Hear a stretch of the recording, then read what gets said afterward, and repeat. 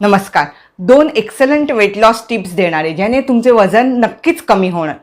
Number 1, जेवणाच्या आधी म्हणजे लंचच्या आधी आपण 10 ते 15 मिनटं आधी एक ग्लासभर छास प्यायचे. आपण जेव्हा घरगुती ताक पिणार तर त्याने वजन नक्की कमी होणार आहे.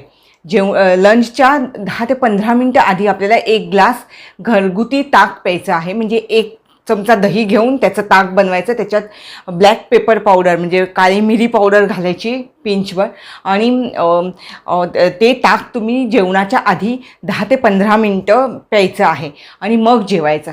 आणि सेकंड टिप आहे, जेवताना जर तुम्ही 1 किंवा 2 पोळी खाणार त्याच्यापेक्षा डबल किंवा ट्रिपल साईजमध्ये तुम्हाला भाज्या खायच्या आहेत.